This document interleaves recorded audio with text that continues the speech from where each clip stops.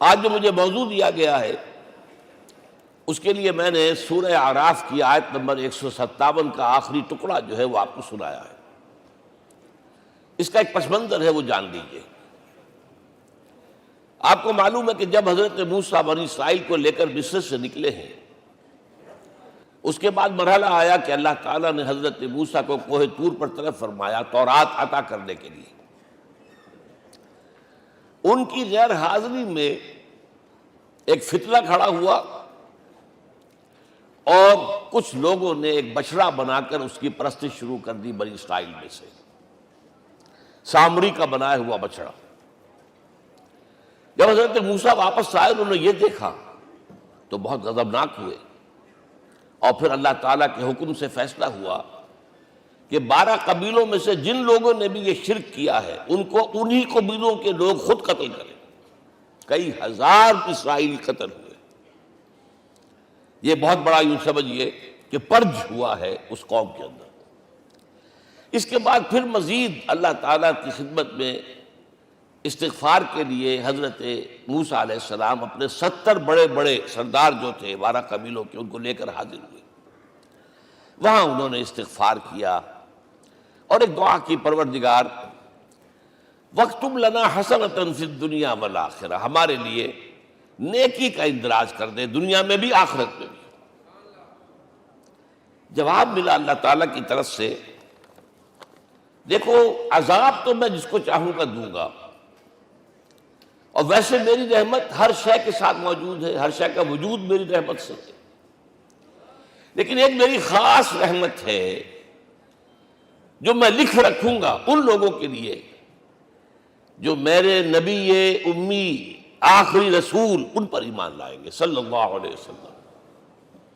وہ جب آئیں گے اور وہ نیکی کا حکم دیں گے، بدی سے روکیں گے، پاکیزہ چیزوں کو حلال قرار دیں گے، ناپاک چیزوں کو حرام قرار دیں گے، نوع انسانی کے اوپر جو بوجھ تھے جو اس وقت ہوں گے ان کو اتاریں گے۔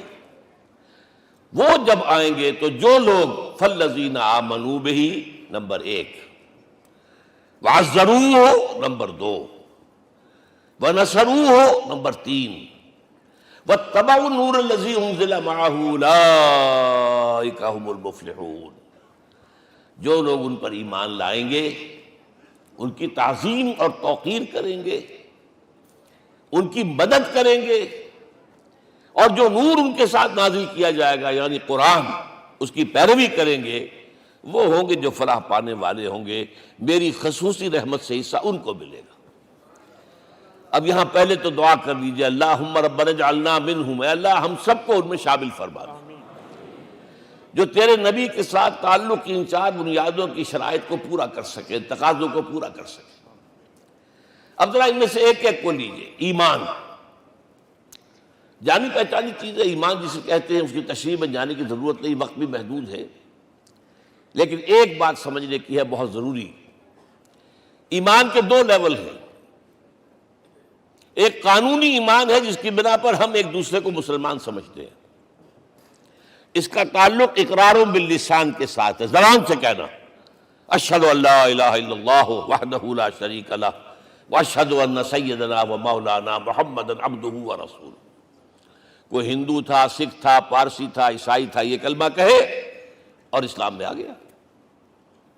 لیکن یہ زبانی کلامی ایمان جو ہے یہ انسان کی سیرت و کردار پر اثر انداز نہیں ہو سکتا۔ یہی وجہ ہے آج ہم دیکھ رہے ہیں مسلمان ہی جھوٹ بھی بول رہا ہے، مسلمان ہی بے ایمانی بھی کر رہا ہے، مسلمان ہی خیانت بھی کر رہا ہے، مسلمانوں کے لیڈر بلینز کی خیانت کر رہے ہیں۔ یہ کون ہے؟ سب مسلمان ہیں۔ وہ اس کی وجہ کیا ہے کہ ہم صرف قانونی مسلمان ہیں اور ہمارا ایمان قانونی ایمان ہے۔ اس کے لیے اسلام کا لفظ قرآن میں آیا ہے سورہ حجرات میں، قالت الاعراب آمنا قل لم تؤمنوا ولکن قولوا اسلمنا۔ اے نبی یہ بدو کہہ رہے ہیں ہم ایمان لے آئے، ان سے فرما دیجئے تم ہرگز ایمان نہیں لائے ہو، یوں کہو کہ ہم مسلمان ہو گئے ہیں۔ ولما يدخل الایمان فی قلوبکم، ابھی تک ایمان تمہارے دلوں میں داخل نہیں ہوا۔ بہرحال اللہ کا شکر ہے اس نے ہمیں مسلمانوں میں پیدا کر دیا، ورنہ ہم میں سے کتنے ہوتے اگر کہیں اور پیدا ہو گئے ہوتے تو نعمت اسلام سے بھی ہم بہرہور ہو سکتے، کیا کہہ سکتے۔ اصل ایمان ہے جب وہ دل میں داخل ہو جائے، یقین بن جائے۔ اسی لیے بچپن میں یاد کیا ہوگا ایمان مجمل، آمنت باللہ کما ہوا باسمائہ و صفاتہ وقبلت جمیع احکامہ اقرار باللسان و تصدیق بالقلب۔ جب تصدیق بالقلب ہوگی تو اب اس کے تقاضے جو ہیں عملی پیدا ہوں گے۔ ان تقاضوں میں سے ایک میں 2 حدیثوں کے حوالے سے آپ کے سامنے رکھ رہا ہوں۔ پہلی حدیث حضرت عبداللہ بن عمرو بن العاص رضی اللہ تعالی عنہما سے مروی ہے، لا یؤمن احدکم حتی یکون ہواہ طبعا لما جئت بہ۔ دیکھو تم میں سے کوئی شخص مومن نہیں ہو سکتا جب تک کہ اس کی خواہش نفس تابع نہ ہو جائے اس شریعت کے، اس قانون کے، اس ہدایت کے جو میں لے کر آیا ہوں۔ اگر عملاً تابع نہیں ہوئے تو حقیقتاً مومن نہیں ہو۔ دل میں جھانکو، Do I really believe that Muhammad is the Prophet of Allah? Do I really believe that Quran is the word of God? کبھی جھانکیے گا اندر، جواب ملے گا صحیح آپ کو۔ کیا کنوکشن ہے؟ کنوکشن ہو اور پھر حضور کی پیروی نہ ہو، حضور کے احکام کی پابندی نہ ہو، اللہ کے قوانین کی پابندی نہ ہو، کیسے ممکن ہے؟ حضور تو فرماتے ہیں صلی اللہ علیہ وسلم، ایک ایسی بد اخلاقی اور کج خلقی پر صرف اسے کوئی گناہ کبیرہ بھی نہیں کہیں گے۔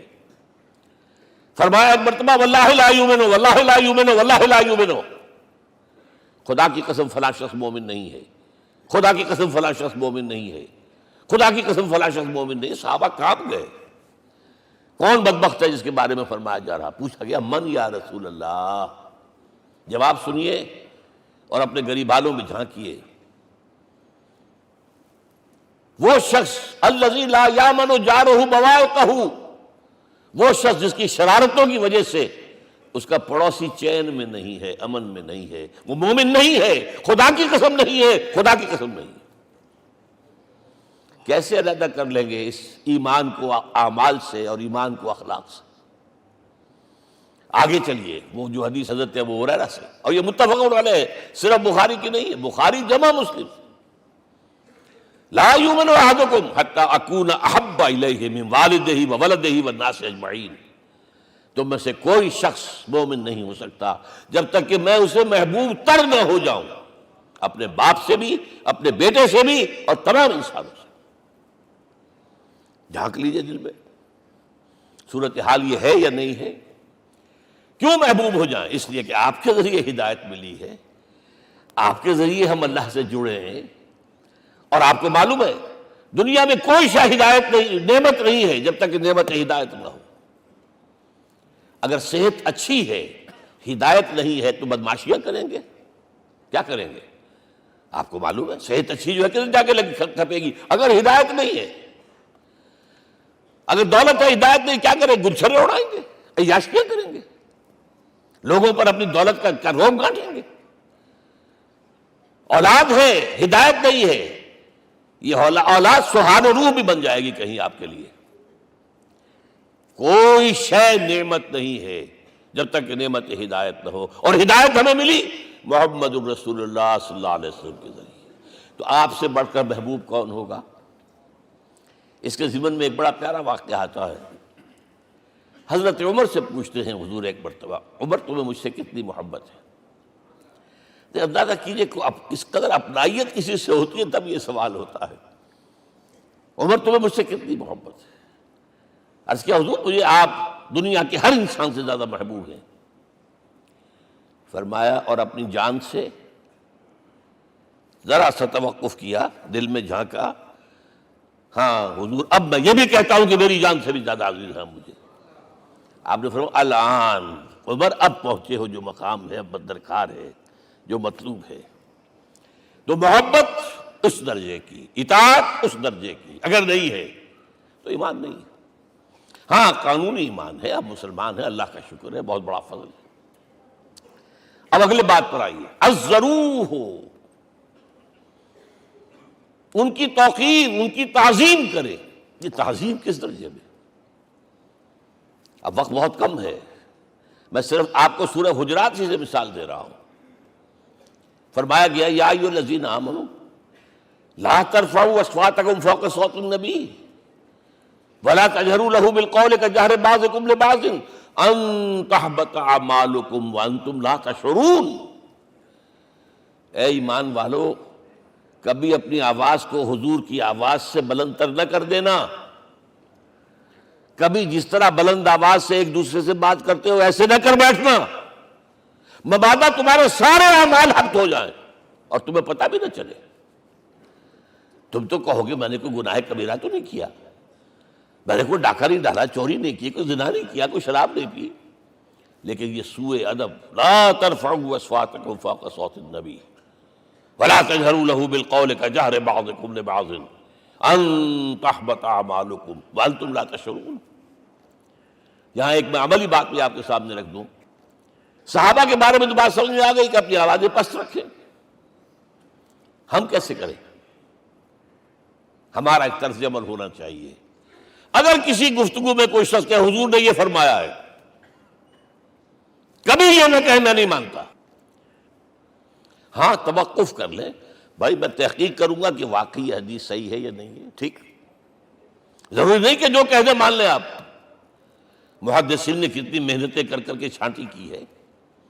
لہذا یہ، لیکن فوراً اگر آپ نے کہا نہیں میں نہیں مانتا، یہ عقل کے خلاف ہے، یہ فلاں ہے، یہ وہ ہے، یہ ہے کہ جو آپ سوء ادب کے مرتکب ہو رہے ہیں نبی اکرم صلی اللہ علیہ وسلم کی بارگاہ میں. ہاں توقف کریں، غور کریں، تحقیق کریں، معلوم ہو کہ یہ حدیث پختہ نہیں ہے، مستند نہیں ہے، پھر دوسری بات ہے. اور یہ جان لیجئے ہمارا جو معاشرہ ہے اس کا ایک قانونی جو ہے احاطہ ہے. یہ بھی سورہ حجرات کی پہلی آیت ہے، یا ایھا الذین آمنوا لا تقدموا بین یدی اللہ ورسولہ.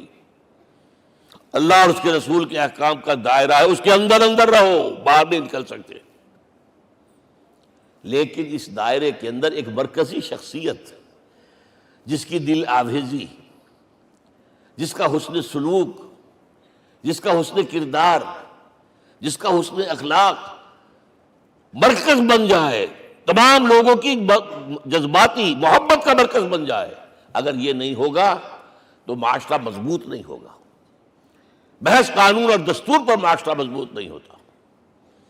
کسی شخصیت، اب آپ کو معلوم ہے آخر ہندوستان کے معاشرے میں گاندھی کا ایک مقام ہے کہ نہیں ہے؟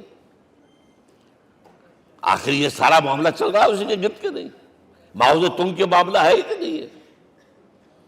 یہ سارا معاملہ دنیا میں عام لوگ کہہ دیتے، ریشنلسٹ لوگ، کہ ان چیزوں کی کیا ضرورت ہے؟ بھائی قانون دیکھنا چاہیے، دستور دیکھنا چاہیے، حکم دیکھنا نہیں. بھائی جذباتی وابستگی کہ ایک ہستی تو ایسی ہو کہ جس کے کچھ کہنے پر فوراً زبانیں بند ہو جائیں. اور اس کا نقشہ میں سعودی عرب میں دیکھتا ہوں، اگر وہاں کے دو بدو لڑ رہے ہوں سخت اور ایک دوسرے کو کھانے کو دوڑ رہے ہوں، کوئی شخص کہتے صلی علی النبی، فوراً خاموش. معلوم ہوتا ہے آگ کے اوپر کسی نے پانی ڈال دیا، خاموش، صلی علی النبی، صرف یہ کہنے سے. یہ جذباتی وابستگی اگر محمد سے نہیں ہے صلی اللہ علیہ وسلم تو آپ کا معاشرہ کبھی مضبوط نہیں ہوگا.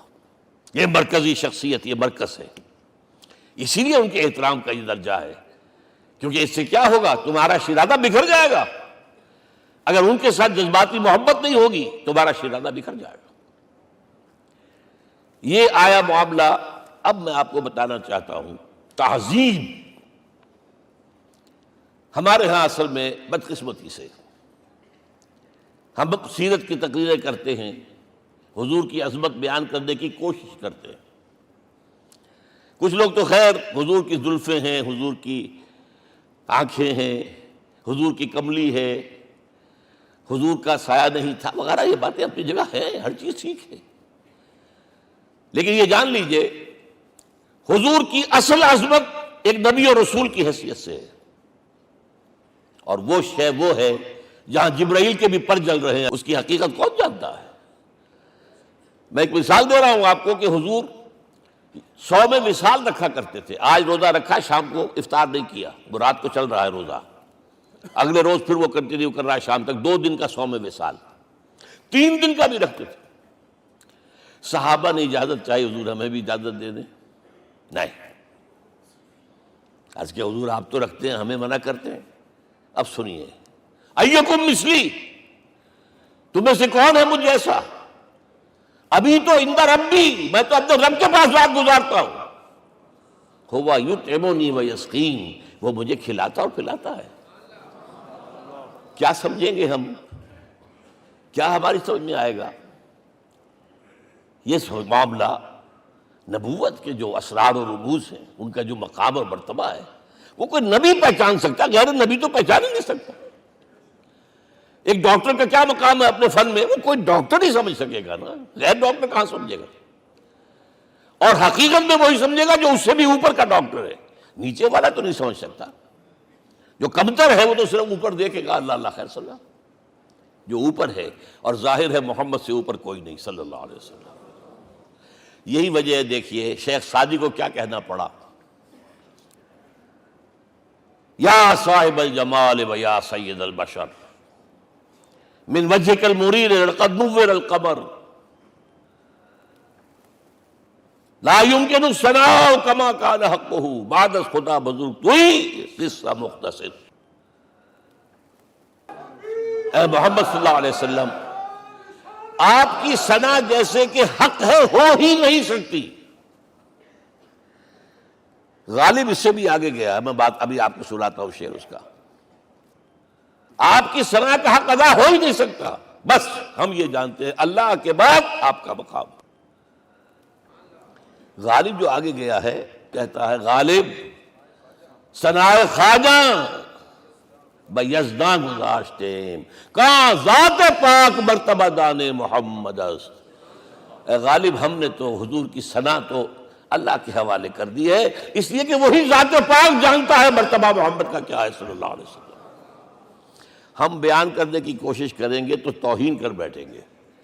ایک لطیفہ ہے، ایک بیچارہ کوئی دیہاتی کہیں پھنسا ہوا تھا کسی جگہ، تھکا ہوا چل رہا تھا، ڈپٹی کمشنر صاحب جا رہے تھے، کار میں بٹھا لیا۔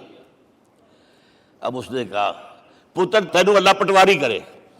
اب اس غریب کے جو ہے اس کے ذہن میں تو پٹواری سے اوپر تو کچھ ہے ہی نہیں، اس کے قلم سے جو ہے ادھر کا انتقال ادھر ہو گیا، ادھر کی زمین ادھر چلی گئی۔ تو ڈی سی کو وہ تعریف کر رہا ہے، اپنے سمجھ کے مطابق پٹواری کرے، تو ہم کہیں پٹواری والا معاملہ نہ کریں۔ ہاں، ایک پہلو ایسا ہے جس کے حوالے سے حضور کی عظمت ہماری سمجھ میں آئے گی۔ حضور ایک انسان کی حیثیت سے کیا تھے، ایک باپ کی حیثیت سے آپ کا کیا طرز عمل تھا۔ ذرا یاد کیجئے، جگر گوشہ رسول حضرت فاطمہ بطول رضی اللہ تعالیٰ عنہ، وہ حاضر ہوتی، ابا جان دیکھیے چکی پیس پیس کر یہ گھٹے پڑ گئے میرے ہاتھ میں، یہ کنویں سے پانی لاتی ہوں، مشکیزیں کہ یہاں پر بندیاں پڑ گئی۔ حضور اب تو عام لوگوں پر بھی آسانیاں ہیں، لوگوں کے ہاں غلام آ گئے ہیں، کنیزیں آ گئی ہیں، مال و دولت آ گئی ہے، مجھے بھی کوئی غلام کنیز عطا ہو جائے۔ اور آپ کو معلوم ہے یہ لخت جگر نور چشم محمد کی سب سے پیاری بیٹی صلی اللہ علیہ وسلم، کوئی شک نہیں اس میں، فاطمہ، کیا بیتی ہوگی حضور کے قلب پر۔ لیکن فرمایا، کیا بیٹی، یہ دنیا کی چیزیں ہمارے لیے نہیں ہیں، میں تمہیں اس سے بہتر شے دیتا ہوں۔ تسبیح فاطمہ ہر نماز کے بعد 33 مرتبہ سبحان اللہ، 33 مرتبہ الحمدللہ، 33 مرتبہ اللہ اکبر کہہ لیا کرو۔ لیکن سوچ لیجئے دل پر کیا گزری ہوگی صلی اللہ علیہ وسلم۔ حضرت عائشہ سے پوچھئے، حضرت خدیجہ سے پوچھئے، حضور کیسے شوہر تھے؟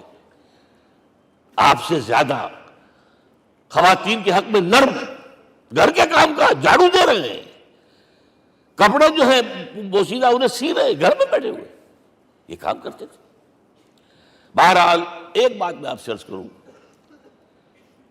آپ انسان کی جس حیثیت کا بھی ذہن میں تصور کریں گے وہ ساری حیثیتیں محمد میں موجود ہیں صلی اللہ علیہ وسلم۔ محمد حاکم کی حیثیت سے بھی ہیں،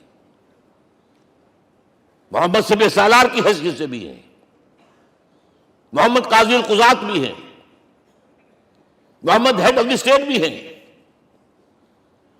محمد بیویوں والے بھی ہیں، اولاد والے بھی ہیں، محمد 5 وقتہ امام بھی ہیں، جمعے کے خطیب بھی ہیں، مدرس قرآن بھی ہیں، مربی بھی ہیں، مزکی بھی ہیں، اور ہر میدان میں بلند ترین مقام۔ کوئی ایسی جامع شخصیت ملے گی؟ ہمارے ہاں تو حال یہ ہے کہ جو خطیب صاحب ہوتے ہیں وہ 5 وقتہ نماز کیسے پڑھا سکتے ہیں؟ ان کا تو اونچا مقام ہے۔ 5 وقتہ نماز کے لیے تو علیحدہ چاہیے امام آپ کو، اور وہاں بھی ایک امام سینئر ہوگا، وہ عشاء مغرب اور فجر پڑھائے گا، ایک جونیئر ہوگا بیچارہ، وہ جو خاموش نماز ہے وہ پڑھائے گا۔ 5 وقتہ نماز پڑھا رہے ہیں محمد صلی اللہ علیہ وسلم، اور خطیب بھی وہی ہے، مربی بھی وہی ہے، مزکی بھی وہی ہے۔ ہمارے ہاں جو لوگ تزکیہ نفس کے میدان میں ہیں وہ پھر جماعت کبھی نہیں کراتے، کبھی نہیں دیکھا ہوگا آپ نے کسی صاحب کو کراتے ہوئے۔ یہ جامعیت جو ہے، جامعیت کبریٰ۔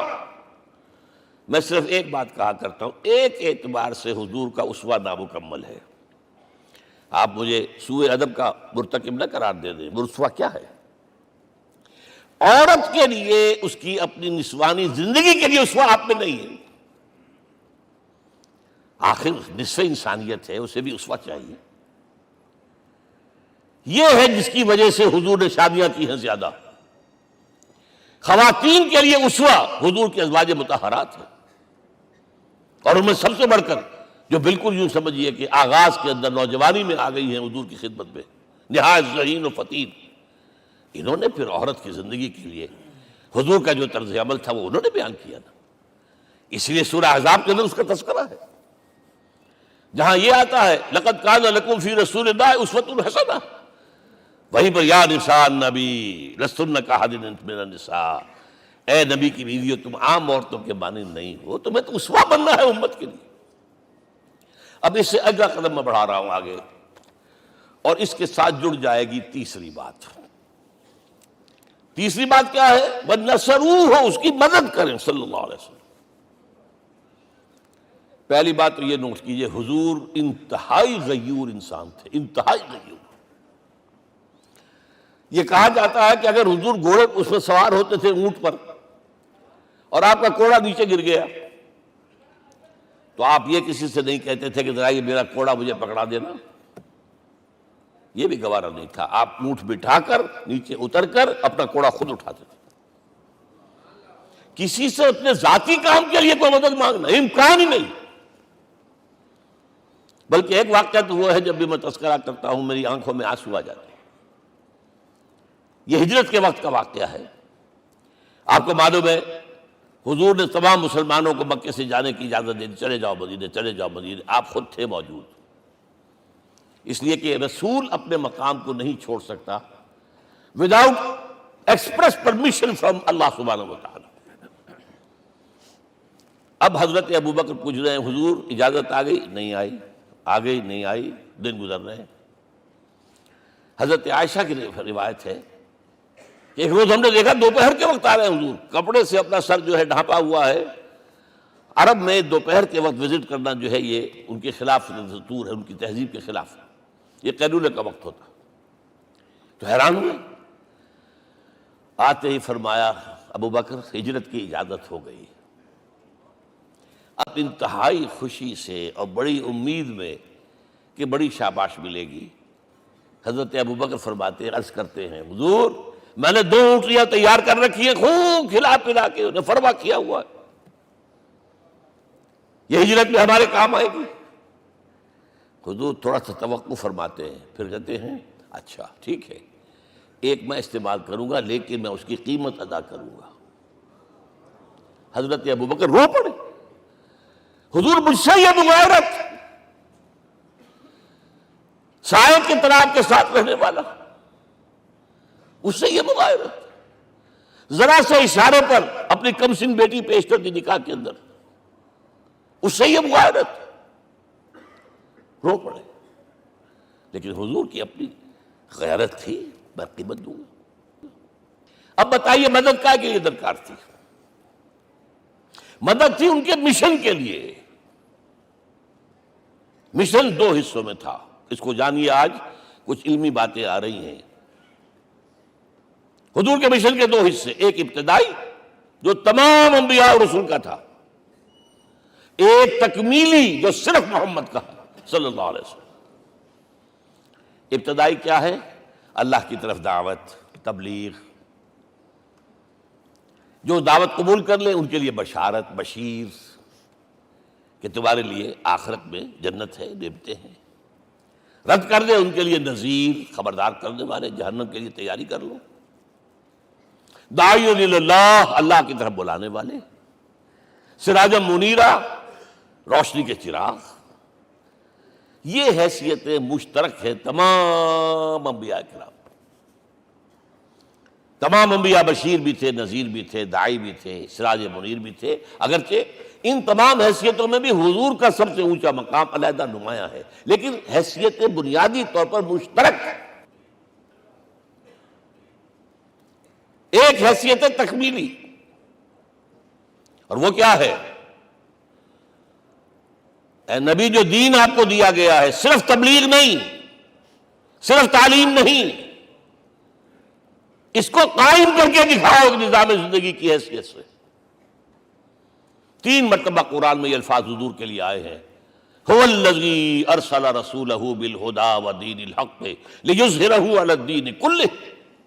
3 دفعہ سورہ توبہ میں یہ الفاظ آئے، سورہ صف میں یہ الفاظ آئے، سورہ فتح میں یہ الفاظ آئے۔ وہی اللہ جس نے بھیجا ہے اپنے رسول کو صلی اللہ علیہ وسلم، الہدا، قرآن حکیم، ہدایت کاملہ، اور نمبر 2 دین حق۔ یہ 2 چیزیں دے کر بھیجا، کس لیے؟ تاکہ اس دین کو غالب کرے پورے نظام زندگی پر۔ یہ معاملہ ذرا سوچئے، اور یہ حضور کے لیے 3 دفعہ، اور کسی اور نبی کے لیے 1 دفعہ بھی نہیں۔ قرآن مجید کے اس نقطے کو ذہن نشین کر لیجیے۔ اصل میں یہ کیا ہے؟ اسے ہم یوں کہیں گے، ایک ہے نبوت و رسالت، ایک ہے تکمیل نبوت و رسالت۔ ہمارے ہاں ختم نبوت کے اوپر تو زور دیا گیا ہے، اور صحیح دیا گیا ہے، ایمان کا ہمارا جز ہے۔ حضور کے بعد کسی نے بھی دعویٰ کیا نبوت کا، وہ جھوٹا، کذاب، دجال۔ جس نے مانا وہ بہرحال دائرہ اسلام سے خارج ہے، اور جو بھی کچھ ہوا کرے وہ۔ یہ چونکہ قانونی بات تھی، اس لیے اس کا حق ادا کیا علماء کرام نے۔ واقعہ ہے کہ اس میں کوئی کمی نہیں رکھی، لیکن حضور کی فضیلت اس میں نہیں ہے۔ فرض کیجئے کہ نبوت چلی آ رہی تھی ہموار طور پر، ایک جگہ آ کے ختم ہو گئی، تو فضیلت کون سی ہوئی؟ نہیں، نبوت و رسالت تدریجاً ترقی کرتے ہوئے اپنے نقطۂ عروج کو پہنچ کر ختم ہوئی۔ یہ ہے فضیلت۔ اب آپ سوچئے، الہدا دیا گیا حضور کو، تو کیا تورات میں ہدایت نہیں تھی؟ سورہ اعراف کی آیت ہے، سورہ مائدہ کی، انا انزلنا التوراۃ فیہا ھدی ونور۔ ہم نے نازل کی تھی تورات، اس میں ہدایت بھی تھی، نور بھی تھا۔ ہم مانتے ہیں اللہ کی کتاب تھی۔ وہی فرمایا ہے انجیل فیہا ھدی ونور، اس میں ہدایت بھی تھی، نور بھی تھا۔ پھر یہ الہدا قرآن آیا۔ یہ کیا ہے؟ ہدایت نے درجہ بدرجہ ترقی کرتے ہوئے قرآن میں آ کر کامل ہو گئی، ہدایت کامل۔ وجہ کیا ہے؟ انسان کا شعور بھی تو درجہ بدرجہ بڑھا ہے۔ ایک وقت تھا ہمارا بچپن تھا، فکر کے اعتبار سے، سوچ کے اعتبار سے، علم کے اعتبار سے، ہمارے آباء و اجداد کبھی جو رہتے تھے غاروں کے اندر یا کبھی آئے ہیں تو کیا تھا ان کے پاس؟ اب اس وقت جو ہے کسی کو آپ پرائمری کے بچے کو پی ایچ ڈی ڈاکٹر رکھ دیجئے ٹیوٹر، تو کیا پڑھائے گا؟ پڑھائے گا تو وہی جو پرائمری کا بچہ سمجھ سکے۔ لہذا وہ جو کہا گیا تھا آدم کو اس زمین کی خلافت دیتے، فَإِمَّا يَأْتِيَنَّكُم مِّنِّي هُدًى فَمَن تَبِعَ هُدَايَ فَلَا خَوْفٌ عَلَيْهِمْ وَلَا هُمْ يَحْزَنُونَ۔ یہ ہدایت رفتہ رفتہ آئے گی، آئے گی، آئے گی، آئے گی۔ اور یہ بات جان لیجئے، پروفیسر ڈاکٹر محمد شریف نے جو کتاب لکھی ہے فلسفے کی تاریخ پر، اس میں بتایا ہے کہ 1200 برس انسانی تاریخ کے بہت ہی پروڈکٹیو ہے فلسفیانہ فکر کے لیے۔ From 600 BC to 600 AD، 1200 years, سارے فلسفے اسی میں پیدا ہوئے۔ سقراط، مختار، افلاطون اور یہ سب نکل گیا، کنفیوشس بھی آ گیا، تاؤ بھی آ گیا، اور بدھ بھی آ گیا، جین بھی آ گیا، سب آ گئے، سب آ گئے۔ گویا کہ انسان جب کچھ سوچ سکتا تھا، جتنا سوچ سکتا تھا سوچ چکا، اور یہ بھی سنا دوں، حضرت عیسیٰ نے کہا تھا اپنے حواریوں سے، ڈپارٹنگ جو میسج تھا، مجھے ابھی تم سے اور بھی بہت باتیں کرنی تھی لیکن تم ان کا تحمل نہیں کر سکو گے، جب وہ فارقلیت آئے گا صلی اللہ علیہ وسلم تو تمہیں سب کچھ بتائے گا۔ لہذا جب انسان بلوغت کو پہنچا ہے فلسفیانہ فکر کے اعتبار سے، تب، اور یہ بھی نوٹ کر لیجئے، بہت اہم بات کہہ رہا ہوں، چند مہینے غار حرا کی تنہائیوں میں اللہ تعالیٰ نے حضور کو وہ سارا ذہنی سفر طے کرایا ہے۔ کیا کرتے تھے حضور جا کر غار حرا میں؟ کبھی سوچا آپ نے؟ اگر آپ یہودیوں میں پیدا ہوئے ہوتے تو یہودی طرز پر آپ عبادت کرتے، اگر کہیں عیسائیوں میں پیدا ہوتے تو عیسائیوں کی طرف پر آپ تو نہیں تھے، آپ تو پیدا وہ مشرکین میں شرک کرنے کا امکان ہی نہیں آپ کے لیے، تو کیا کرتے تھے؟ حدیث کے الفاظ یہ یتحنث فی، وہاں جا کر عبادت کرتے تھے۔ اب شارحین حدیث نے بہت عمدہ لکھا ہے، کان صفت تعبدہ فی غار حرا التفکر والاعتبار، غار حرا میں آپ کی عبادت فکر، غور و فکر، تفکر و اعتبار، جس کی میں تعبیر یہ کر رہا ہوں، جس کو کہا کبھی اکبر الہ آبادی نے، خدا کے کام دیکھو بعد کیا ہے اور کیا پہلے، نظر آتا ہے مجھ کو بدر سے غار حرا پہلے۔ تم غار حرا کو نہیں جانتے، مصطفیٰ اندر حرا خلوت گزید، قوم آئین و حکومت آفرید۔ The most productive part of the period life of Muhammad is that which he passed in غار حرا۔ فکر کی ساری جو ہیں بلندیاں طے کی، تب آیا ہے اقرأ بسم ربک، اب اللہ کا الہدیٰ شروع ہوا ہے۔ اچھا، اسی طرح نمبر 2، دین حق مکمل ہوا ہے۔ ورنہ جب ہم کبھی غاروں میں رہتے تھے کسی میونسپلٹی کا بھی سوال نہیں، نظام کسے کہیں گے؟ پھر یہ ہے کہ قبائلی نظام آیا، چلیے ایک شیخ ہے اس کا کہنا ماننا ہے سب کو، کچھ نظام تو بن گیا نا، اور نظام جہاں آئے گا جکڑ بندی ہو جائے گی۔ اب تم فلاں قبیلے کے شخص ہو، اس کا قبیلے کا سردار یہ، تمہیں حکم ماننا پڑے گا، اس قبیلے کی روایت یہ ہے، تمہیں پیروی کرنی پڑے گی، you have to do it whether you like it or not۔ پھر آپ کی سٹی اسٹیٹس وجود میں آئی، پھر امپائرز وجود میں آ گئے، 400-500 برس سے رومن امپائر، 400-500 برس سے ایرانین امپائر عرب کے اوپر ایسے تھی جیسے افغان کے سر کے اوپر بہت بڑا جو ہے پگڑ رکھا ہوتا ہے۔ کتنا بڑا ہوتا ہے؟ وہ کسی نے شعر کہا بھی تھا، مجھے تو اب یاد نہیں، کہ سر پہ باندھے ہوئے پورا افغانستان۔ میرا خیال ہے ضمیر جعفری۔ تو کیا تھا یہ جزیرہ نما عرب، یہ جزیرہ کہلاتا، الجزیرہ، الجزیرہ، اس لیے کہ نیچے آپ کو معلوم ہے بحیرہ عرب، ادھر جو ہے خلیج آ رہی ہے آخر تک، ادھر سے بحیرہ قلزم جا رہا ہے، اور پھر خلیج عقبہ آ گئی ہے، تو یہ سارا جو ہے جزیرہ نما ہے، اس سے پیننسولا۔ لیکن عرب کے اوپر 2 اور ہیں، عراق عرب، شام عرب۔ عراق عرب پر قبضہ ایران کا، شام عرب پر رومیوں کا۔ اور جب یہ سلطنتیں بن گئیں تو گویا کہ انسان شکنجے میں آ گیا۔ ظلم، محنت کرے کسان، عیش کرے جاگیردار، اور بادشاہ محل بنائے، لگان وہاں سے آ رہا ہے۔ از جفائے دے خدایاں کشتے دہقانہ خراب، کرگے پر بیٹھا ہوا کوئی کھدر بن رہا ہے، ٹیکس دو۔ بادشاہ محل بھی بنائے گا، عیاشیاں بھی کرے گا، سارا نسوانی حسن جو ہے کوہ قاف کا لے آئے گا اپنے ہاں، اور پھر فوج بھی رکھے گا، ذرا تم نے گردن اٹھائی تو تمہاری سرکوبی کرنے کے لیے فوج تیار ہے۔ یہ جب جکڑ بند آئی ہے انسان پر، تب محمد کو بھیجا گیا ہے۔ دلی بیٹ، اسے آزاد کرانے والا، دین حق دیا گیا۔ یہ دین حق قرآن مجید میں اسی لیے کہا گیا، یہ میں کہہ رہا ہوں تکمیل رسالت النبوت۔ الیوم اکملت لکم دینکم واتممت علیکم نعمتی ورضیت لکم الاسلام دینا۔ آج میں نے تمہارے لیے تمہارے دین کو کامل کر دیا ہے، یہ مکمل نظام زندگی ہم نے دیا ہے، پہلے تھا ہی نہیں۔ لہذا کسی اور نبی سے یہ نہیں کہا گیا کہ اس کو غالب کرو، میں نے آپ کو بتا دیا کہیں نہیں ہے، نہ نوح، نہ ہود، نہ صالح، نہ ابراہیم، نہ موسیٰ، نہ عیسیٰ، کوئی بھی نہیں۔ اور حضور سے کہا گیا یہ دین اب غالب کرو۔ اگر صرف تم کتاب میں لکھ کر دے جاؤ اور اس کے مثال پیش نہ کر سکو، دنیا کہے گی بہت اچھی شاعری ہے، آج بھی آپ کو معلوم ہے دی ریپبلک کتاب زندہ ہے، لیکن آج تک ایک دن کے لیے بھی وہ نظام کہیں قائم ہوا ہے؟ ہم یہی کہیں گے کہ ٹھیک ہے، یہ جو ہے ایک خواب ہے، اللہ اللہ فرض، اس کے سوا کیا یوٹوپیا ہے، اس نظام کو قائم کر کے دکھاؤ۔ اب آپ اس کو اینالائز کر لیجئے، اچھی طرح سمجھ لیجئے۔ It was the revolutionary role which was assigned to محمد صلی اللہ علیہ وسلم۔ نظام کو بدلنا، اسی کا نام تو انقلاب ہے۔ انقلاب کسے کہتے ہیں؟ دنیا میں دو نظام ایک جگہ نہیں ہو سکتے، مذہب 100 بھی ہو سکتے ایک جگہ۔ مذہب لمیٹڈ ہے، آپ کی ذاتی زندگی، آپ کے کچھ عقائد ہیں، کچھ عبادات ہیں، کچھ رسومات ہیں، کچھ سوشل رائٹس ہیں، یہ ہے بس۔ تو یہ تو 100 بھی دے کین کو ایگزسٹ۔ امریکہ میں کتنے ہیں؟ مسلمان گئے مسجدیں بنا لی ہیں، ہندو گئے ہیں مندر بنا لیے ہیں، سکھ گئے ہیں ان کے گردوارے بنے ہوئے ہیں، سلوتے یعنی یہودیوں کے عیسائیوں کے تو بے شمار ہے ہی ہیں، لیکن ہے ہمہ مذہب۔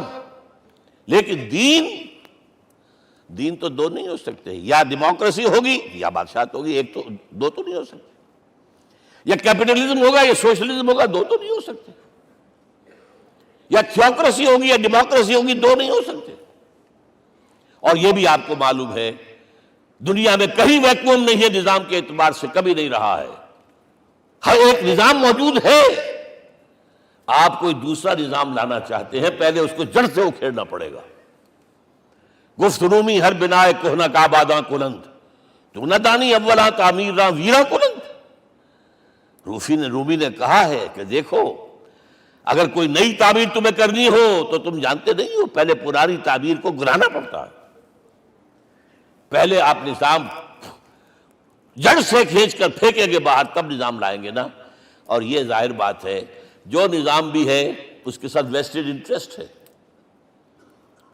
اس کے ساتھ پریولیجڈ کلاسز ہیں، دے وانٹ اسٹیٹس کو، وہ کوئی تبدیلی نہیں ماننے کو تیار، کیونکہ اسی نظام کی شاخوں پر تو ان کے گھونسلے بنے ہوئے، وہیں سے تو مفادات ان کے وابستہ ہے۔ لہذا نظام جو ہے بدلنے کے لیے جانیں دینی پڑتی ہیں، خون بہانا پڑتا ہے، جان جوکھوں کا کام کرنا پڑتا ہے، اس کے بغیر نظام نہیں بدلتا۔ اور محمد کا رول صلی اللہ علیہ وسلم، یہ ہے وہ عظمت محمد کی جو انسان نے پہچانی ہے۔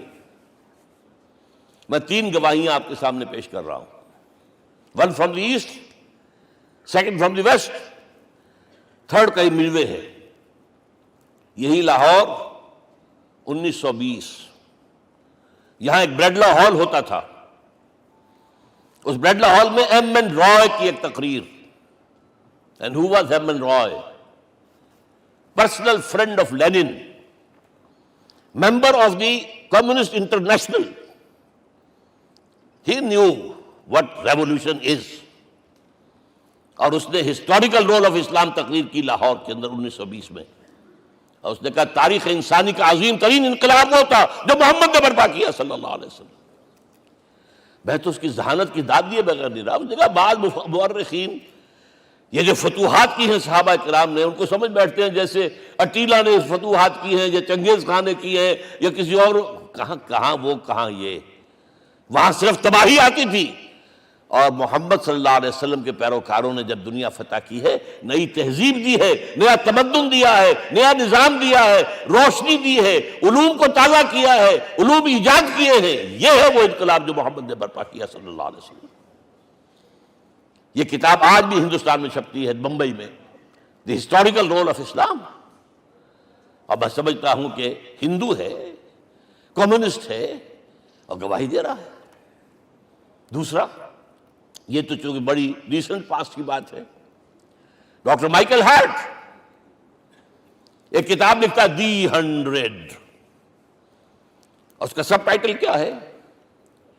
A selection and gradation of the 100 most influential personalities of the human race, human history. پوری انسانی نسل میں سے ان لوگوں کو چن لو جنہوں نے اس کی تاریخ کے دھارے کے رخ کو موڑا ہو۔ ادھر جا رہا تھا ادھر کر دیا، ادھر جا رہا تھا ادھر کر دیا۔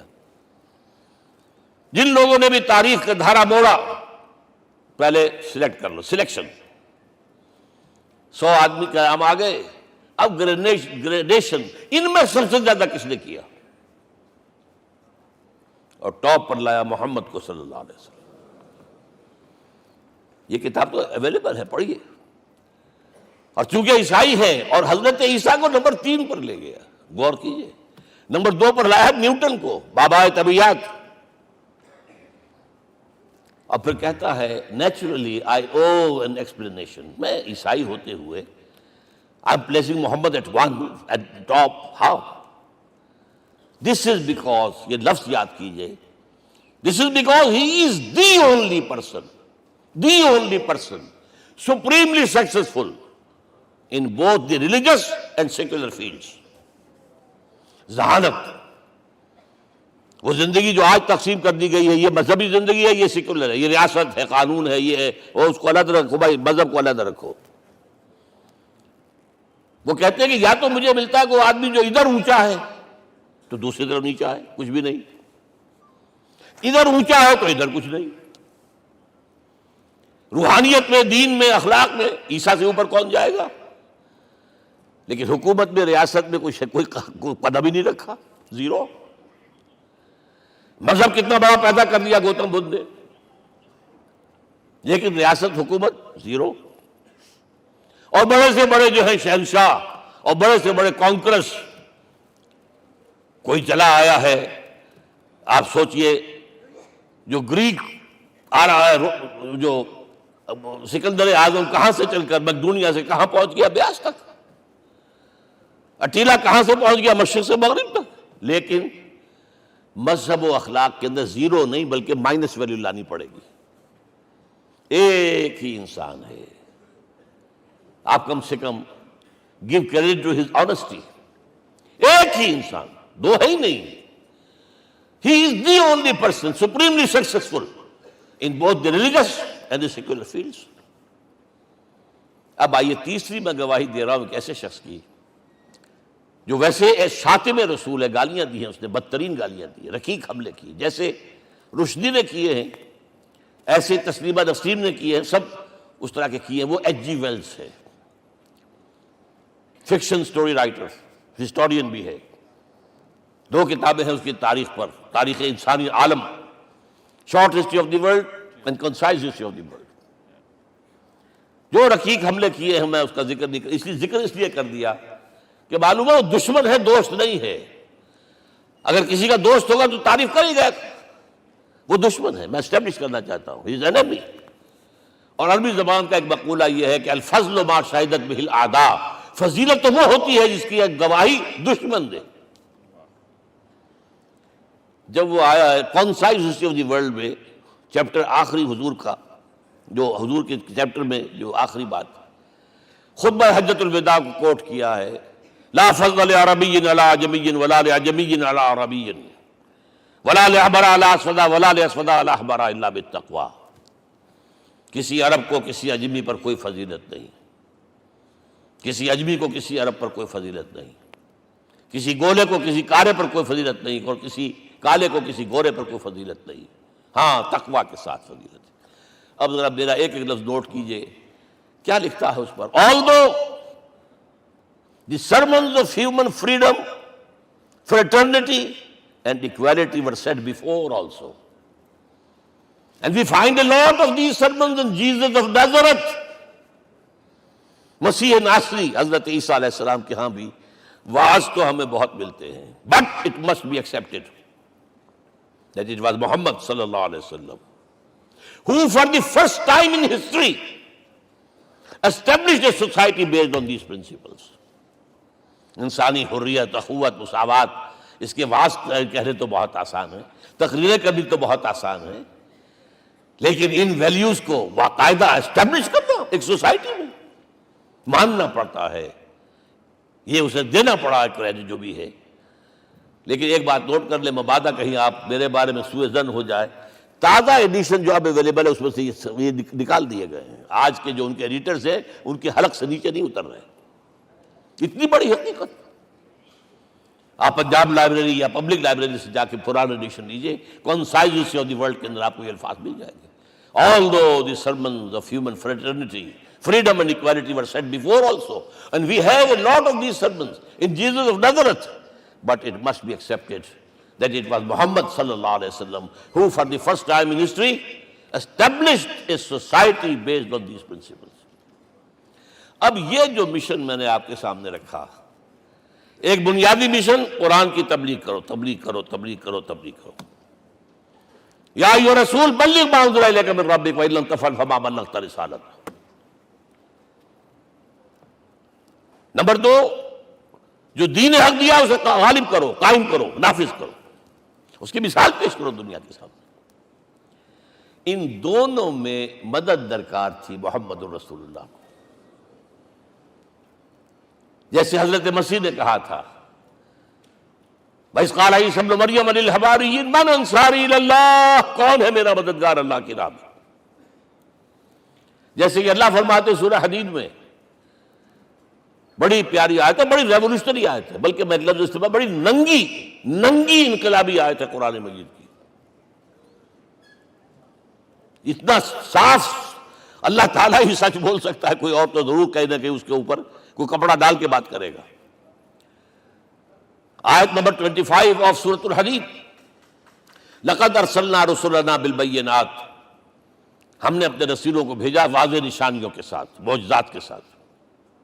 وانزلنا معهم الکتاب والمیزان، ان کے ساتھ کتاب اتاری، شریعت اتاری، میزان اتاری، نظام اتارا. لِيَقُومَ النَّاسُ بِالْقِسْطِ، تاکہ لوگ عدل پر قائم ہوں. اس لیے کتاب کیوں بھیجی، رسول کیوں بھیجے، نبی کیوں بھیجے، وحی کیوں بھیجی؟ تاکہ لوگ عدل پر قائم ہوں. یہ اس سے بڑی آیت کوئی ہوگی؟ عدل اجتماعی، سوشل جسٹس. اب اگلا ٹکڑا پڑھیے، وَأَنزَلْنَا الْحَدِيدَ، ہم نے لوہا بھی اتارا ہے، فِيهِ بَأْسٌ شَدِيدٌ، اس سے اسلحہ بنتا ہے، جنگی قوت ہے. وَلِيَعْلَمَ اللَّهُ مَن يَنصُرُهُ وَرُسُلَهُ بِالْغَيْبِ، اور اللہ دیکھ لینا چاہتا ہے کون ہے اس کے وفادار بندے جو لوہے کی طاقت کو ہاتھ میں لے کر اللہ اور اس کے رسول کی مدد کرتے ہیں. دین اللہ کا، اسے قائم کرنا اللہ کی مدد ہے، اسے قائم کرنا محمد کا فرض ہے، اس کے جد و جہد کرنا محمد کی مدد ہے صلی اللہ علیہ وسلم. یہ تھی نصرت. اور یہ نصرت آپ کو معلوم ہے حضور کی زندگی میں صحابہ نے کرام نے کی ہے کہ نہیں کی؟ جو شخص ایمان لایا فوراً داعی بن گیا، فوراً. ابو بکر ایمان لائے، اور 6 جو ہیں عشرہ مبشرہ میں سے چوٹی کے صحابہ، وہ ان کی دعوت پر ایمان لائے. سعد ابن ابی وقاص، طلحہ، زبیر، عثمان، سعید ابن زید، یہ سب کون ہیں؟ حضرت ابو بکر کی دعوت. نوجوان ہیں. مصعب بن عمیر کو گھر سے نکال دیا چچا نے، اور بڑا کر کے نکالا ہے کم وقت نے، اس لیے کہ باپ مر گیا تھا، بہت دولت چھوڑ گیا تھا. ماں نے بڑے ناز و نام میں پالا تھا. کہتے ہیں 200 درہم کا جوڑا اس کا بن کر آتا تھا شام سے. جیسے کبھی ہم کہتے تھے کہ پنڈت نہرو کے کپڑے جو ہے پیرس سے سل کر آتے ہیں، اور جہاں سے گزر جاتا تھا مصعب، اتنا اس نے لگایا ہوتا تھا عطر کہ پوری گلی جو ہے وہ خوشبو سے جو ہے بھر جاتی تھی. چچا نے بلایا، تم جو یہ گلچھرے کر رہے ہو اپنے باپ کی دولت پر نہ، اور تم اسے کہتے ہو کافر، نکل جاؤ گھر سے. وہ چلنے لگے. یہ بات ہے، ٹین ایجر چلنے لگے. وہ سمجھا تھا کہ میرے یہ کہنے سے اس کے تو اس کو تارے نظر آ جائیں گے، یہ فوراً جو ہے توبہ کرے گا، پلٹ آئے گا. چلنے لگے تو اسے اور غصہ آیا، یہ کپڑے بھی اسی باپ کے ہیں، اتارو. وہی اتارے کپڑے. مادرزاد برہنہ ہو کر ماں کے پاس گئے. ماں نے آنکھوں پر ہاتھ رکھا، مصعب کیا ہوا ہے؟ فرمایا امی میں موحد ہو گیا ہوں. یہ ہے توحید. اور اب جا کر حضور کے دامن میں بیت ارقم میں اب ہمہ وقت کارکن ہے، قرآن اتر رہا ہے، پڑھ رہے ہیں، سمجھ رہے ہیں، قرآن اتر رہا ہے، یاد کر رہے ہیں. اور اس کے بعد جب کہا تھا مدینے والوں نے بیعت عقبہ اولیٰ پر کہ حضور ہمارے سے آپ کی ملاقات تو سال کے بعد ہی ہوگی، درمیان میں تو آپ کو معلوم ہے خوریزی ہے، کوئی قافلہ بچ کے نہیں آ سکتا، تو اب آپ ہمیں کوئی اپنا شاگرد دیجئے. مصعب بن عمیر کو حضور نے کہا جاؤ ان کے ساتھ. وہاں ان کا نام پڑ گیا المقری، پڑھانے والا، قرآن پڑھانے والا. 75 آدمی اگلے سال لے کر آ گیا ہے، اور اسی سے بیعت عقبہ ثانیہ ہوئی ہے، اور ہجرت کا راستہ کھل گیا. اور اس کو ایک دفعہ حضور نے دیکھا، مسجد کے دروازے کے سامنے سے گزر رہا تھا مصعب، پھٹا ہوا کمبل تھا جسم پہ لپیٹا ہوا تھا، حضور کی آنکھوں میں آنسو آ گئے۔ غزوہ احد میں شہید ہوا کس طرح؟ علم بردار تھا، ایک ہاتھ پر وار پڑا ہے، کٹ کے گر گیا، ایک ہاتھ سے تھاما، دوسرے پر بھی گر گیا، دونوں جو بچے ہوئے حصے تھے اس سے تھاما۔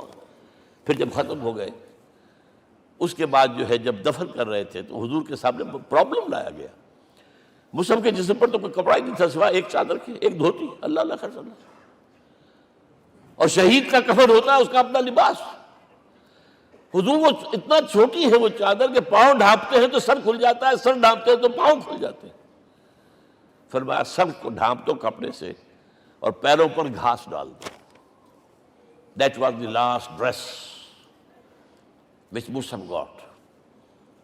تو یہ لوگ جو تھے محمد رسول اللہ والذین معہ، یہ ساتھی حضور کے جنہوں نے حضور کے مشن میں آپ کا ساتھ دیا۔ اور ایک خاص مرحلے کا تو میں آپ کے سامنے ذکر ہی کر دوں، اس لیے کہ دین کی اقامت، دین کا غلبہ، اس میں تو جہاد اور قتال آئے گا لا محالہ۔ Nobody is going to allow you to change the system۔ اگر سسٹم بدلتا ہے تو اس کے ساتھ جو مفادات بدلتے ہیں وہ ختم ہو جاتے ہیں، جو پریولیجز ہیں وہ ختم ہو جاتے ہیں۔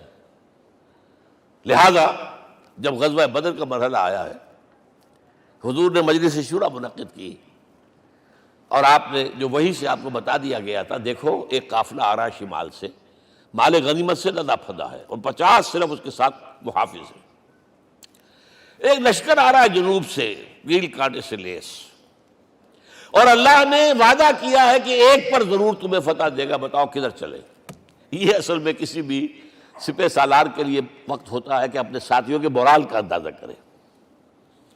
کچھ ہوں گے ہم جیسے کمزور بھی، انہوں نے کہا کہ حضور پہلے قافلے کی طرف چلے، آسانی سے فتح بھی ہو جائے گی اور ہتھیار مل جائیں گے ہمیں، ہمارے پاس تو ہتھیار بھی نہیں ہے، گنتی کے لوگوں کے پاس تلواریں بھی نہیں سب کے پاس، تو 50 آدمیوں کے ہتھیار تو ملیں گے، پھر لشکر سے نپٹ لیں۔ اب حضور کہہ رہے ہیں اشیرونی اشیرونی اشیرونی، حضرت مقداد بن اسود کھڑے ہوتے ہیں، حضور ہمیں موسیٰ کے ساتھی نہ سمجھیے جنہوں نے کہہ دیا فَاذْهَبْ أَنْتَ وَرَبُّكَ فَقَاتِلَا إِنَّا هَاهُنَا قَاعِدُونَ۔ ہم موسیٰ کے ساتھی نہیں ہیں، ہم آپ کے جانثار ہیں، آپ جو آپ کی نیت ہے آپ بسم اللہ کیجیے، اب آپ کو کیا پتا ہمارے ذریعے آپ کو اللہ تعالیٰ آنکھوں کی ٹھنڈک عطا فرمائے۔ حضور پھر فرمایا مجھے مشورہ دو، مجھے مشورہ دو۔ تب خیال آیا سعد ابن عبادہ رضی اللہ تعالیٰ عنہ کو، جو رئیس انصار تھے، ہو نہ ہو یہ ہماری طرف روئے سخن ہے، کیونکہ بیعت عقبہ ثانیہ جس کے نتیجے میں ہجرت ہوئی ہے اس میں طے یہ ہوا تھا کہ اگر یہ مکے والے مدینے پر حملہ آور ہوں گے آپ کو ختم کرنے کے لیے، ہم آپ کی حفاظت ایسے ہی کریں گے جیسے اپنے بیوی بچوں کی۔ اور ابھی مدینے پر حملہ ہوا نہیں ہے، حضور پری ایمپٹ کر رہے ہیں، باہر نکل کے مقابلہ کرنا چاہ رہے ہیں، تو گویا کہ انصار کور نہیں ہوتے اس کے اندر، اس لیے بار بار اشیرونی، مجھے مشورہ دو۔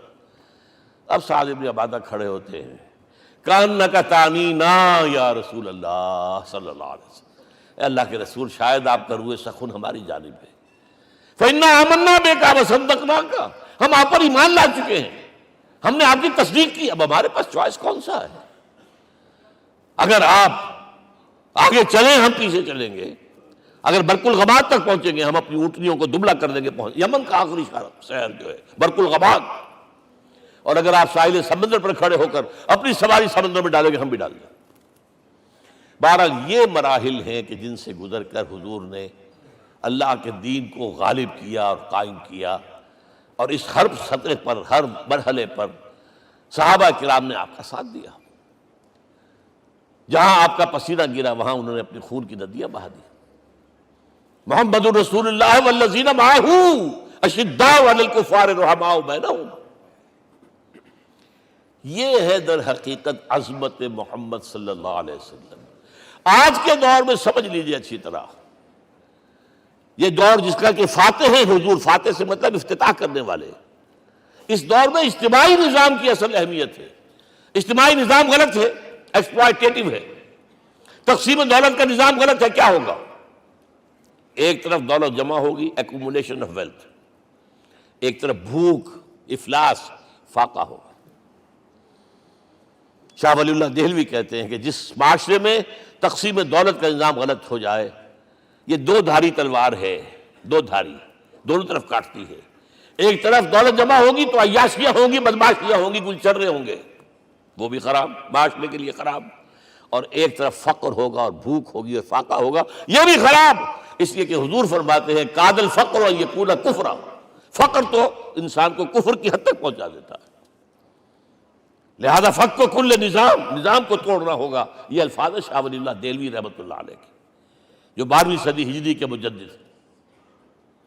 اس نظام کو بدلنا، اب آپ سوچئے حضور صلی اللہ علیہ وسلم نے جب اپنے اس مشن کی تکمیل کر لی، تو میں اب دو باتیں آپ کو بتا رہا ہوں۔ چونکہ حضور کی بعثت صرف عرب کے لیے نہیں تھی، صرف عربوں کے لیے نہیں تھی، صرف ملک عرب کے لیے نہیں تھی۔ اگر یہ ہوتا تو آپ کا کام مکمل ہو گیا تھا، پورے عرب میں اللہ کی حکومت قائم ہو گئی، ایک ایک شخص تک قرآن پہنچ گیا۔ لیکن 5 جگہ قرآن میں آیا ہے وَمَا أَرْسَلْنَاكَ إِلَّا كَافَّةً لِلنَّاسِ بَشِيرًا وَنَذِيرًا، ہم نے نہیں بھیجا آپ کو مگر تمام انسانوں کے لیے بشیر اور نذیر بنا کر۔ لہذا کام مکمل نہیں ہوا۔ اقبال کہتا ہے وقت فرصت ہے کہاں، کام ابھی باقی ہے، نور توحید کا اتمام ابھی باقی ہے۔ یہ بھی تکمیل رسالت کا مظہر ہے کہ حضور سے پہلے کوئی رسول پوری نوع انسانی کے لیے نہیں بھیجا گیا، آپ پہلے رسول ہیں اللہ کے اور آخری جو پوری نوع انسانی کے لیے بھیجے گئے۔ حضرت عیسیٰ نے بھی یہی کہا تھا اپنے حواریین سے، تو سینٹ پال نے اسے تبلیغی مذہب بنایا ہے۔ انجیل میں اب بھی الفاظ موجود ہیں کہ I have been sent in search of the lost sheep of the house of Israel، میں تو اسرائیل کے گھرانے کی کھوئی ہوئی بھیڑوں کی تلاش میں بھیجا گیا ہوں، صرف بنی اسرائیل کے لیے۔ قرآن بھی کہتا ہے رسولا الی بنی اسرائیل، واحد رسول ہیں جو پوری دنیا کے لیے بھیجے گئے۔ اچھا کہہ دینا تو آسان ہو گیا، اس کا مطلب کیا ہے؟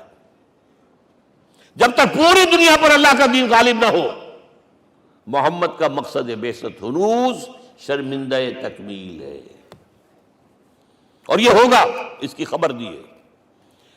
یہ ایک تحفہ میں لے کر آیا آپ کے لیے، 8 صفحے ہیں، لیکن یہ سمجھیے کہ یہ سونے کے حروف سے شر لکھے ہوئے ہیں، وہ احادیث، وہ آیات جن میں حضور نے خبر دی ہے کہ پوری دنیا پر اللہ کا دین غالب ہوگا۔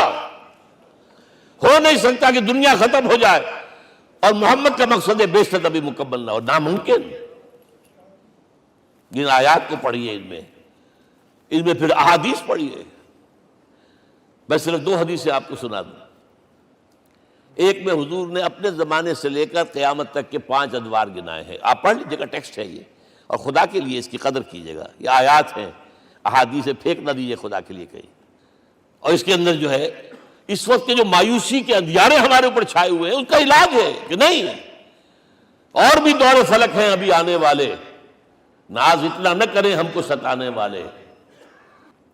بہرحال حضور نے جب اپنا مشن عرب کی حد تک مکمل کر لیا تو اب ایک بات نوٹ کیجئے، خطبہ حجۃ الوداع 1.25 لاکھ کا بجوا، حضور نے اپنے اس خطبے میں اپنی تعلیمات کے جو اہم نکات تھے انہیں اور دہرایا 3 مرتبہ ایک بات کی ہے۔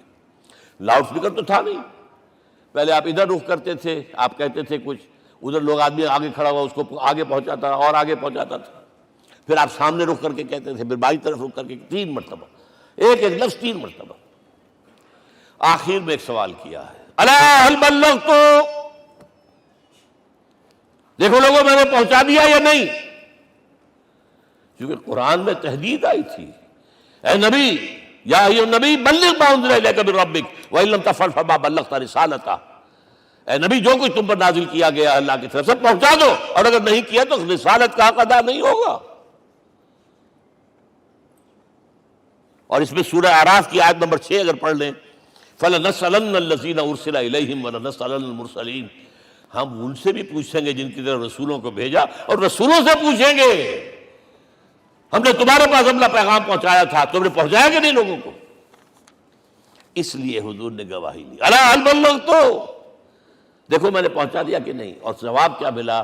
انا نشہد انک قد بلغت رسالۃ وادیت الامانۃ ونصحت الامۃ وکشفت الغمۃ، ہم گواہ ہیں حضور آپ نے رسالت کا حق ادا کر دیا، امانت کا حق ادا کر دیا، ہماری خیر خواہی کا حق ادا کر دیا، اور گمراہی کے اندھیرے جو ہے انہیں چھانٹ کر رکھ دیا۔ اب آپ نے آسمان کی طرف نگاہ کی، انگشت شہادت سے وہی 3 مرتبہ اللہم اشہد اللہم اشہد اللہم اشہد، اللہ تو بھی گواہ ہے، یہ مان رہے۔ یہ ہے سائی آف ریلیف، یہ بوجھ جو میرے کندھے پر آیا تھا اِنَّا سَنُلْقِي عَلَيْكَ قَوْلًا ثَقِيلًا، یہ اب منتقل ہو گیا، اب امت کو منتقل ہوا۔ لہذا آخری لفظ کیا تھا؟ فَلْيُبَلِّغِ الشَّاهِدُ الْغَائِبَ، اب جو یہاں موجود ہیں ان کا فرض ہے کہ پہنچائیں ان کو جو یہاں نہیں ہے۔ میں صرف تمہارے لیے رسول نہیں ہوں، ایک ایک فرد نوع بشر تک دنیا میں جو اس وقت ہے، اور ایک ایک فرد نوع بشر جو آخر تک آئے گا قیامت تک، اس تک قرآن پہنچانا تمہارے ذمے ہے۔ ہم نے نہیں پہنچایا، اسی لیے آج ہم اللہ کے عذاب میں ہیں۔ آج کیوں ذلیل کے کل تک نہ تھی پسند گستاخی فرشتہ ہماری جناب میں؟ 1.5 بلین مسلمان، لیکن عزت نام کی کوئی شے ہے؟ G7 G9 G11 G13 G15 کوئی مسلمان بھی ہے ان میں؟ نہ 3 میں نہ 13 میں، نہ G7 میں نہ G15 میں، نن۔ اتنی بڑی تعداد، سیکیورٹی کونسل میں کسی سیٹ کی امید ہے؟ نن۔ آپ کے وسائل پر ان کا قبضہ ہے، آپ کی ٹیکسیشن کے احکام وہاں سے آ رہے ہیں۔ ریٹ بڑھاؤ، چینی کے اس کے بڑھاؤ، اور فلاں کے بڑھاؤ، اور بجلی کے بڑھاؤ، اور تیل کے بڑھاؤ، کیا ہو رہا ہے؟ کیوں دلیل ہے؟ اور نمبر 2، آج دنیا میں خون اگر بہ رہا ہے تو صرف مسلمان کا ہو گیا، مانند آب ارزاں مسلمان کا لہو۔ 60 سال سے کشمیر اور فلسطین، پھر درمیان میں صومالیہ، چچنیا، کوسوو، یہ سب بوسنیا، پھر آپ کو معلوم ہے فلپائنز، پھر جو کچھ ہوا افغانستان میں، اور جو کچھ ہوا اب ہو رہا ہے، جو کچھ ہوا عراق میں۔ یہ کیوں ہے؟ We are criminals number 1. We have not done our duty. ہم نے قرآن کو اپنا امام نہیں بنایا، دوسروں کے سامنے کیا پیش کریں گے؟ ہمارا اپنا سارا نظام سود کے اوپر مبنی ہے۔ بہرحال پہلا فرض یہ ہے، اب اس کو پہنچاؤ، اور یہاں تک فرمایا بلغوا عنی ولو آیۃ، پہنچاؤ میری جانب سے چاہے ایک ہی آیت، preach on my behalf۔ یہ کام جو ہے، جو کہا گیا تھا، واقعہ یہ کہ میں 50 برس سے کر رہا ہوں، یہ آج کی بات نہیں ہے۔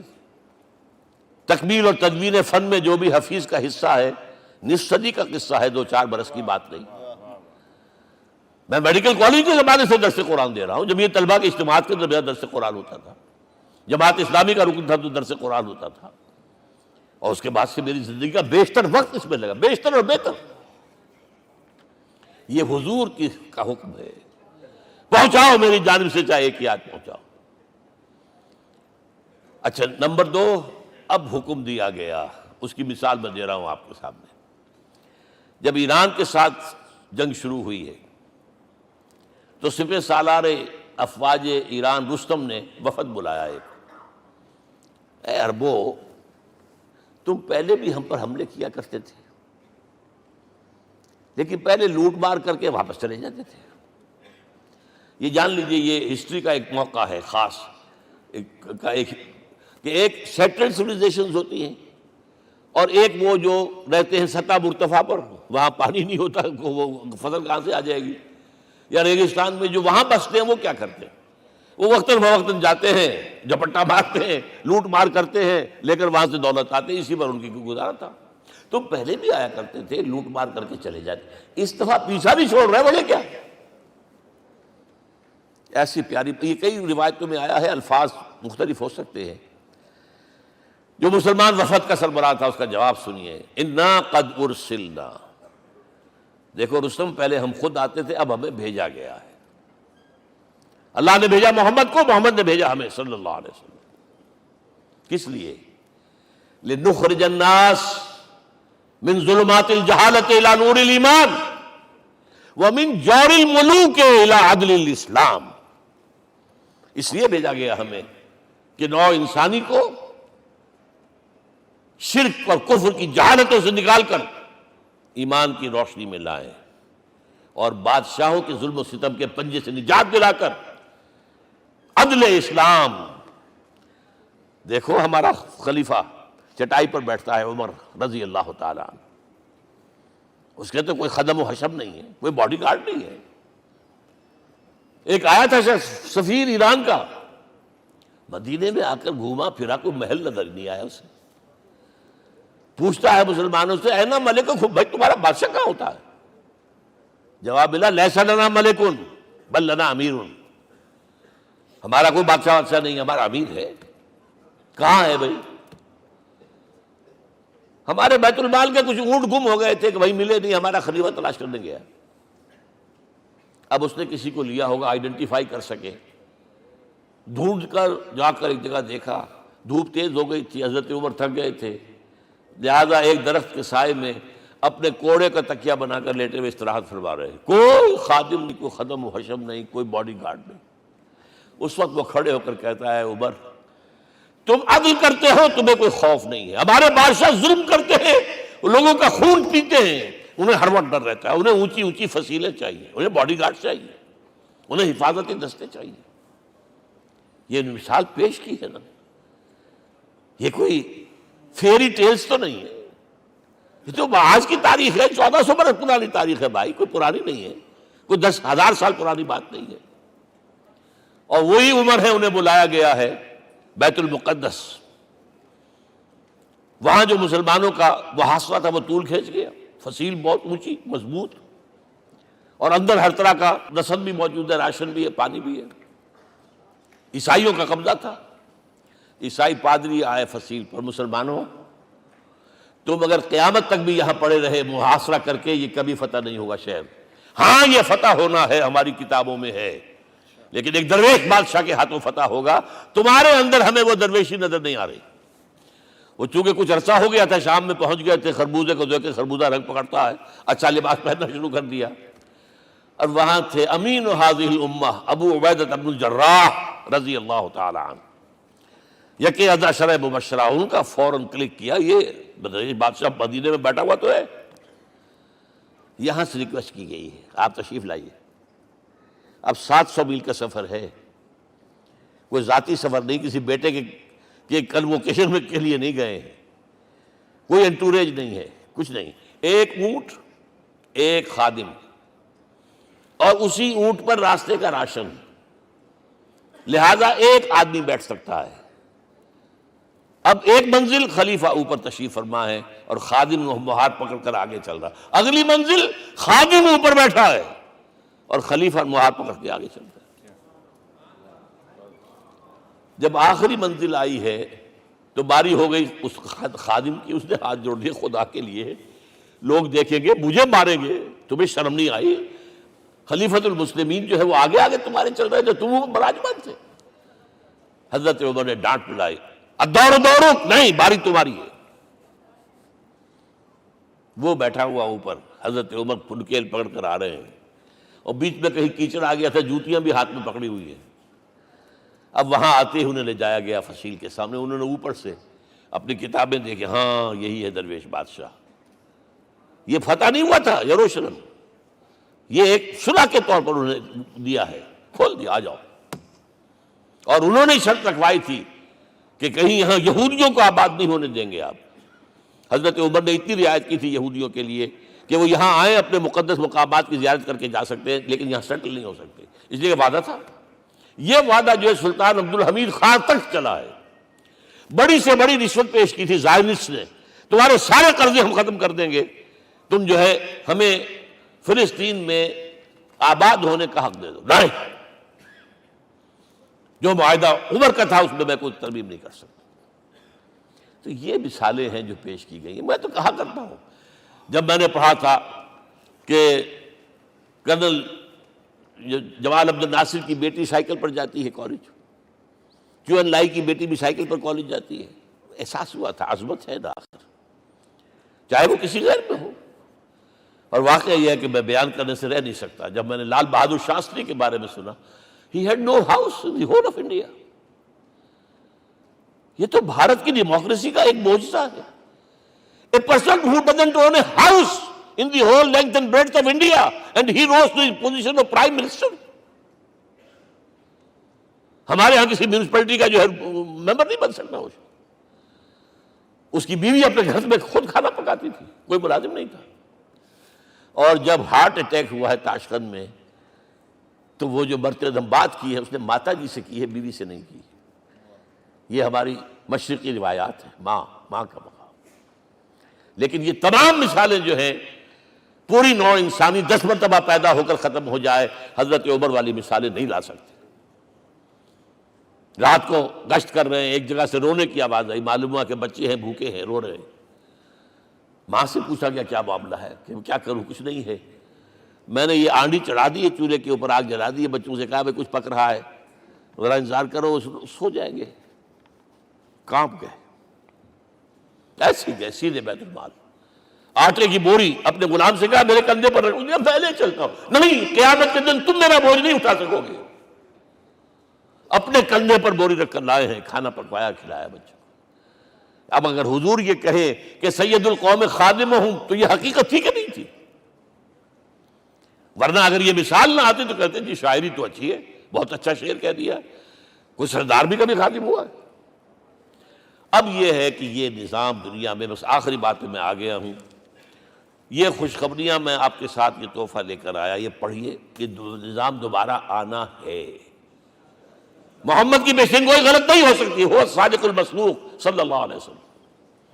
اگرچہ ابھی ہمیں اور سزائیں ملنی ہیں، اور سخت سے سختر سزائیں آنی ہیں۔ ابھی آرمگیڈون سر پر تنی ہوئی ہے، کھڑی ہوئی ہے، ملحمۃ العظمیٰ جسے حدیث میں کہا گیا۔ آرمگیڈون پتہ نہیں آپ نے کبھی سنا ہے کہ نہیں سنا ہے؟ یہ بائبل کی آخری کتاب جو ریولیشن جان ہے، اس میں ہے کہ ایک بہت بڑی جنگ ہوگی، گریٹر اسرائیل بنانے کے لیے بہت بڑی جنگ ہوگی، and you set the stage has been set for that۔ NATO تیار اسی کے لیے ہو رہا ہے دوبارہ۔ کس لیے؟ نیٹو چیف سے پوچھا گیا تھا کہ تمہارا دشمن جو تھا USSR تو ختم ہوا، گھٹنوں کے بل پڑا ہوا ہے، اب کس کے لیے اس کو ایکسٹینڈ کر رہے ہو اور آرگنائز کر رہے ہو؟ اب ہمیں مسلم فنڈامنٹلسٹ سے نمٹنا ہے۔ یہ ہے وہ کروسیڈ جو شروع ہوئی۔ یہودی اور عیسائی نیو کنزرویٹوز، نیو کونس، یہ دونوں جڑے ہوئے ہیں، ایک 5 پوائنٹ ایجنڈا ہے ان کا جس پر دونوں کا اتفاق ہے۔ تو ابھی ہم پر بڑے برے وقت آنے ہیں، ہمیں سزائیں ابھی اور ملنی ہیں، لیکن ٹیبلز ول بی ٹرنڈ، دنیا میں اللہ کا دین قائم ہوگا، چاہے ابھی اور اپس اینڈ ڈاؤنز آئیں گے، لیکن ہوگا، لیکن ہوگی، وہ وقت آئے گا اللہ کا دین قائم ہوگا پوری دنیا میں۔ ایک حدیث میں آپ کو سنانے چلا تھا، حضرت ثوبان سے رضی اللہ تعالیٰ عنہ، مسلم شریف کی روایت ہے۔ حضور نے فرمایا ان اللہ زوالی الارض، اللہ نے میرے لیے پوری زمین کو لپیٹ دیا۔ فرائیت مشارقہا و مغاربہا، میں نے اس کے سارے مشرق دیکھ لیے، سارے مغرب دیکھ لیے۔ وَإِنَّ أُمَّتِي سَيَبْلُغُ مُلْكُهَا مَا زُوِّعَ لِي مِنْهَا، میری امت کی حکومت ان تمام علاقوں پر قائم ہو کر رہے گی جو اللہ نے زمین کو لپیٹ کر مجھے دکھا دیے۔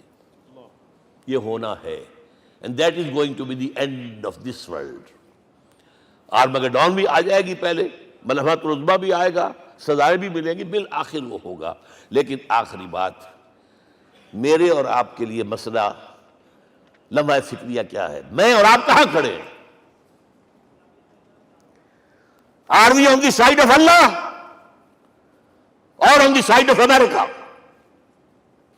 بہرحال یہ تو جو اپس اینڈ ڈاؤنز آنے ہیں، میرے اور آپ میں سے ہر شخص کے سوچنے کی بات یہ ہے، یہ تو انقلاب تو آئے گا، حضور کے ذریعے سے آیا، کچھ لوگ حضور کے ساتھی بن گئے، ان کی دنیا بن گئی، آخرت بن گئی، قیامت میں کے بعد جو کچھ ملنا ہے اللہ تعالیٰ روح و ریحان و جنت النعیم۔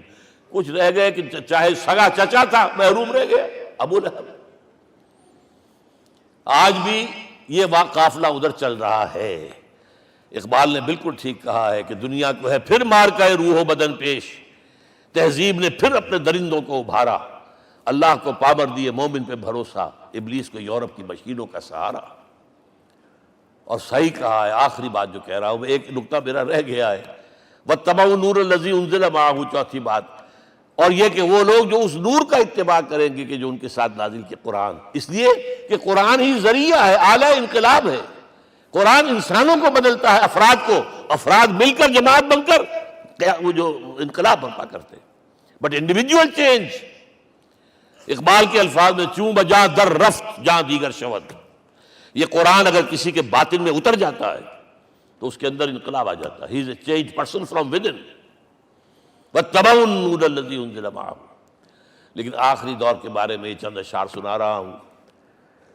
شب گریزاں ہوگی آخر جلوہ خورشید سے، یہ چمن معمور ہوگا نغمہ توحید سے، ہو کر رہے گا.